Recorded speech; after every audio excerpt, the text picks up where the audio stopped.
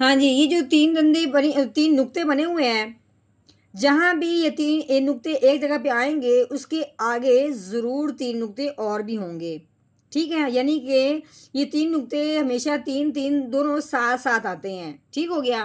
اب یہ جو ساتھ آتے ہیں ان کا نام کیا ہے؟ معانکہ۔ ان کا نام کیا ہے؟ معانکہ۔ ہاں جی، ان کا مطلب یہ ہوتا ہے کہ ان دونوں میں سے ایک پہ رکنا ہے، دوسرے پہ نہیں رکنا۔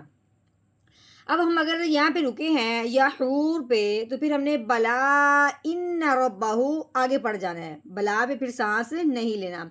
اگر ہم یہاں پہ نہیں رکتے پھر ہم نے پڑھنا ہے یا حور بلا، یعنی کہ یہاں نہیں رکے تو پھر یہاں رکنا ضروری ہو گیا، یعنی کہ ان دونوں میں سے ایک پہ رکنا ہے، دونوں پہ نہیں رکنا۔ بعض جگہ ایسے اوپر جس طرح یہ نشان لگا ہوا ہے، اس کے اوپر یہ ایک لکھا ہوا ہے، یہ نشان دینے کے لیے ہوتا ہے کہ سائڈ پہ دیکھنا ہوتا ہے کہ اس کے بارے میں اگر کہیں لکھا ہوا ہے تو پھر بتایا جائے گا کہ دونوں کو پڑھنا برابر ہے، جہاں مرضی رک جاؤ، یا یہ بھی کبھی کبھی لکھا ہوا آ جاتا ہے کہ اس پہ رکنا ضروری ہے، پھر ہم نے وہ دیکھ کے اسی پہ رکنا ضروری ہو جائے گا ہمارے لیے۔ جیسے کہ اب ہم نے یہاں دیکھا ہے، اب ہم سائڈ پہ دیکھیں گے، یہ دیکھیں وہی نشان یہاں لگا ہوا ہے، اب ہم نے کیا کرنا ہے؟ اس کو پڑھنا ہے کہ وقف میں دونوں موقعوں پر برابر ہیں، یعنی کہ اگر ہم رکتے ہیں تو دونوں برابر ہیں، چاہے اس پہ رک جائیں چاہے اس پہ رک جائیں، یعنی کوئی مسئلہ نہیں ہے۔ جب اس طرح کا کہیں لکھا ہوا ہو کہ اس پہ رکنا ضروری ہے، یعنی کہ کبھی اس طرح لکھا ہو تو پھر اسی پہ رکنا ضروری ہوگا، آگے رکنا نہیں ہوگا۔ نحمده ونصلي على رسوله الكريم، اما بعد فاعوذ باللہ من الشیطان الرجیم، بسم اللہ الرحمن الرحیم۔ السلام علیکم ورحمۃ اللہ وبرکاتہ۔ امید ہے آپ سب خیریت سے ہوں گے، انشاءاللہ جہاں ہوں گے ایمان اور صحت کی نعمت سے مالا مال ہوں گے۔ ہاں جی، تو آغاز کرتے ہیں ہم اپنے آج کے سبق کا دعاؤں کے ساتھ، تو چلیے شروع کرتے ہیں۔ اللہم صلی علی سیدنا و مولانا محمد وعلی آل سیدنا و مولانا محمد وبارک وسلم۔ رب اشرح لی صدری ویسر لی امری واحلل عقدۃ من لسانی یفقہوا قولی۔ رب زدنا علما، رب زدنا علما، رب زدنا علما۔ اعوذ باللہ من الشیطان الرجیم، بسم اللہ الرحمن الرحیم۔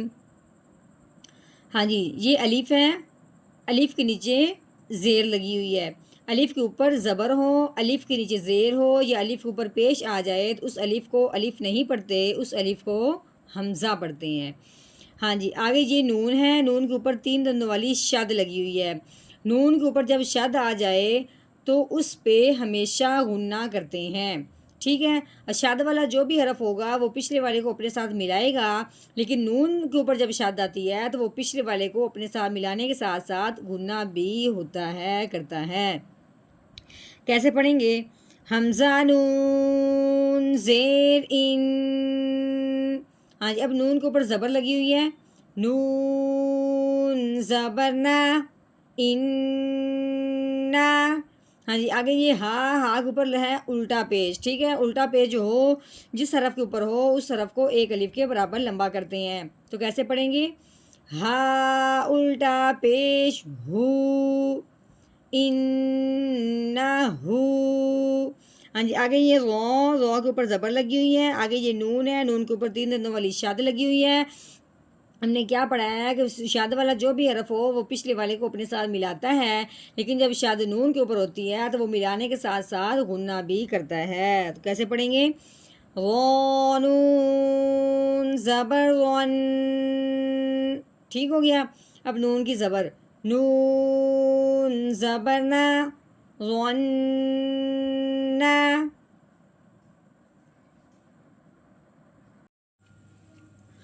ہاں جی، یہ الف ہے، الف کے اوپر لگی ہوئی ہے زبر، الف کے اوپر زبر زیر پیش ہو تو اس الف کو حمزہ کہتے ہیں، ٹھیک ہے؟ ہاں جی، اس الف کے اوپر زبر آنے کی وجہ سے اس الف کو ہم نے حمزہ کہنا ہے۔ آگے یہ نون ہے، اس کے اوپر جزم آئی ہوئی ہے، آگے لام، اس کے اوپر شاد آئی ہوئی ہے۔ اب جزم والا حرف اور شاد والا حرف دونوں ساتھ ساتھ آ گئے ہیں، ہر جزم والا حرف جو ہوتا ہے وہ پچھلے والے کو اپنے ساتھ ملاتا ہے لیکن آگے نہیں ملتا.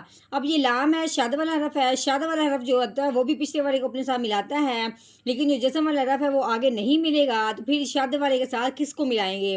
اگر کسی طرح کسی جگہ پہ اس طرح کے دو حرف آ جائیں پھر ہم نے کیا کرنا ہوتا ہے کہ پچھلے والے جو حرف ہے نا ساکن سے پچھلے والا حرف، جیسے کہ یہ حمزہ ہے، اس حمزہ کو ہم نے نون کے بجائے لام کے ساتھ ملانا ہے. ٹھیک ہو گیا؟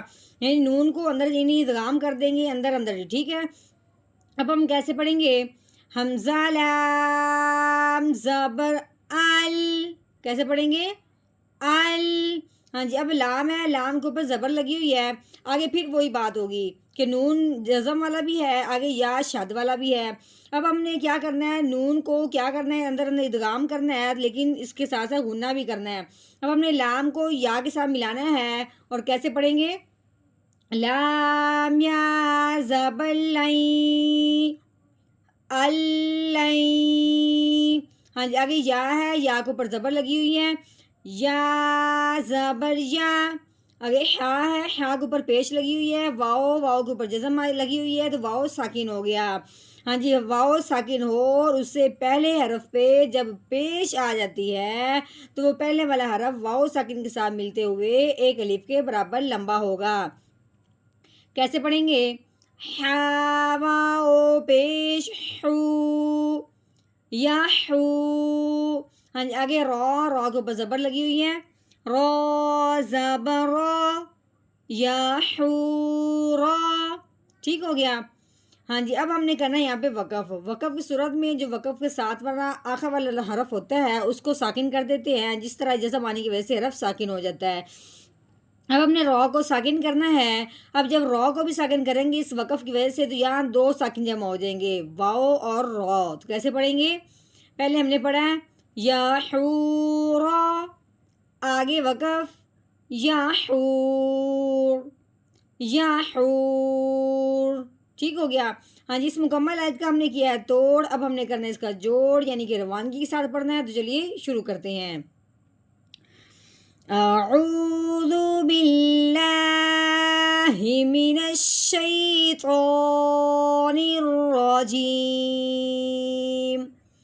سورۃ الانشقاق مکیہ.